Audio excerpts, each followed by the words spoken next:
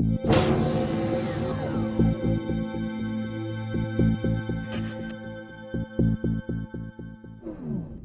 everyone, look what I just got. Behringer Touch one. Interesting thing, I was missing my old fader port, which got broken, lost in the shipping from Europe, and I needed a fader controller to write automation. And looking at the functions, what people were saying about the construction of the unit, I thought I would give it a shot, because my old fader port was useful, but was definitely not the most sturdy piece of gear.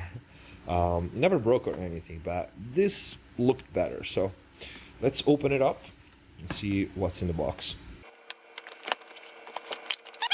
USB cable and the power supply. I know they have to have it, but it kind of bugs me a little bit that they cannot make these USB powered, because these things are always, I don't know, they take a lot of space in the multi-cord and stuff. But yeah, comes with a power supply too. All right, it's actually very nice. It's actually very nice. It's got a weight, it's got some weight, so it's definitely built better than my old fader port. I don't know about the new one. The fader, first impression, is very, very smooth. Love it. The rotary encoder, if you use the old Behringer rotary controllers, it feels exactly the same. It's a little bit flimsy, but jog wheel, yeah, it's got some resistance to it. The rubber buttons feels good. They have a nice click. They're not too flat, so you can feel it even if you're not looking at them. These black buttons here feels fairly nice. They have a soft click. Everything is pretty quiet, and yeah, so far it looks good. You can see details. It's got a LED screen here, and oh, that's welcome. So it has USB hubs, so you can charge things or hook things up. Power DC in, that's to connect it to the computer, of course, and also has a foot switch. I read people saying that they were using a foot switch to record, but of course I don't, because I don't record, and if I record, I'm not recording myself. First impression, it feels nice. It feels very nice. It feels like a solid unit, way better than the old fader port. And it also comes manual with the, I don't know how you call these, but for each DAW you have the layout. I don't know if you stick these on. I don't know which one is. Oh, Studio One, Cubase. I'm pretty sure there's gonna be Pro Tools Live, Logic, Waveform, UE, which is probably gonna be Pro Tools. Oh no, there's a Pro Tools one. There's a Pro Tools one. Put it there. What else? Reaper, MIDI, rel, user, so you can write your own. And see, okay, so the white one are blank. You can write your own. Let's see. That, I don't know. It just stays on top of it. It just stays on top of it. I'm not a fan of it. We'll see. Oh, okay. Okay, is adhesive, so I guess I have to put this one on. You know, I still don't know. It makes it kind of look cheaper with this on. I like this better. It looks a lot better like with this.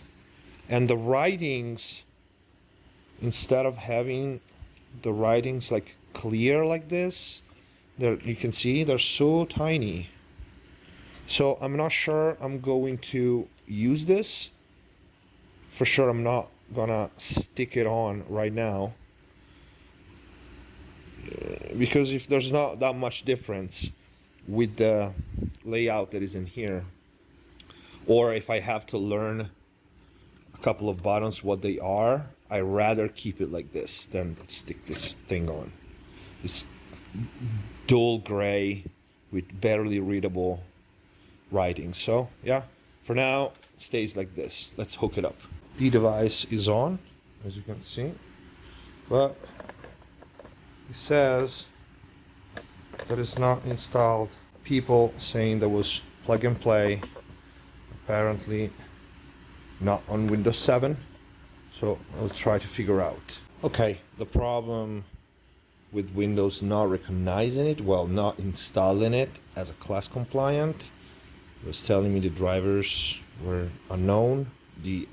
Actually the device was unknown. Has been solved by plugging it into a powered USB hub that I have on top of my computer. As soon as I plugged it there, Windows recognized it and it says the drivers are installed, the device is ready to be used. The problem is now that the cable is short, so to go all the way, my computer is over there.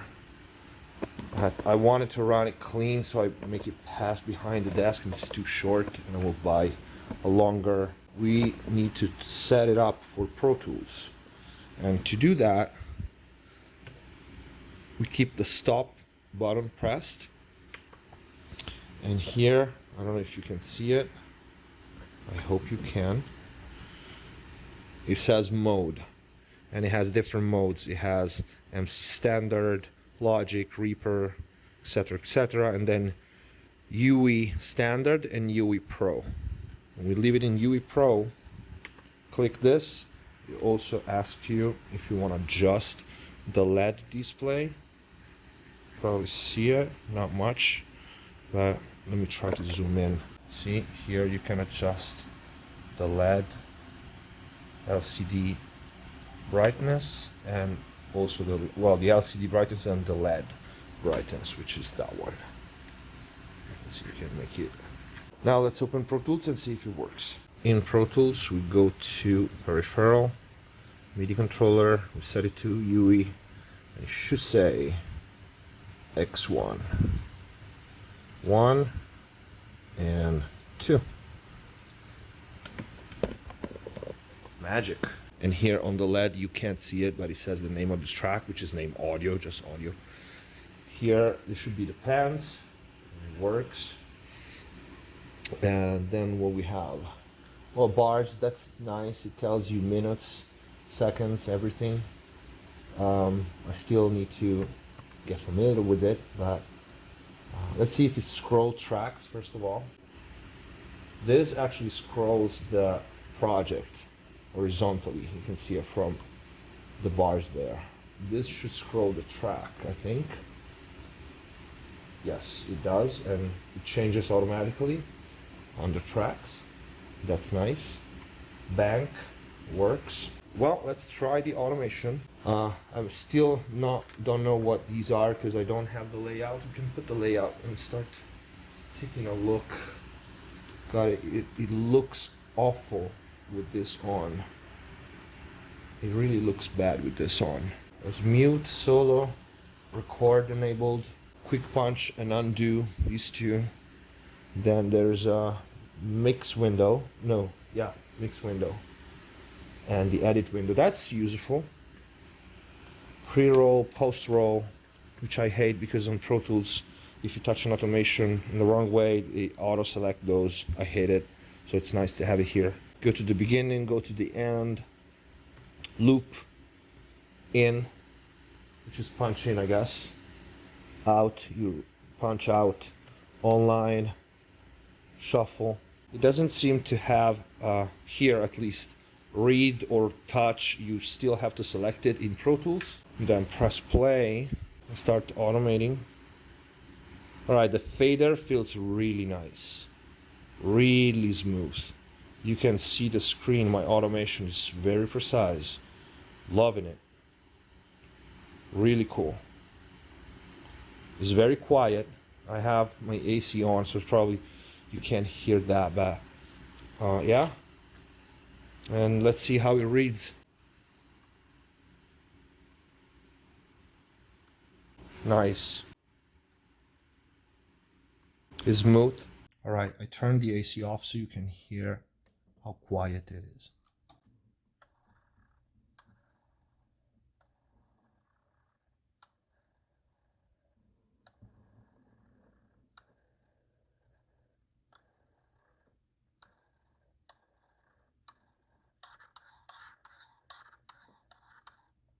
Okay, so there is some noise, but is less than the old fader port, just in case you're curious. And it's pretty much the same as, I don't know, some other MIDI controllers that I tried. Yeah, it's definitely nice.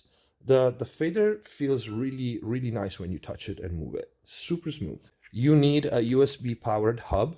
As far as I know, as far as I can tell, it was the case for me. For it to be recognized, no driver needed. And yeah, I hate the overlay. The scrub works well. This is actually pretty hard, to be honest. You can't really move it like this. You have to do this. This is hard. But yeah, nonetheless, it works. I absolutely hate the overlay. So what I'm going to do, I'm going to probably keep it on for a little bit until I memorized what each button is in Pro Tools, and then I'll get rid of this. I'm not going to stick it on because it's horrible. Much better. A very cool thing that I didn't notice until I actually played some audio from Pro Tools is that this thing gives you a signal meter.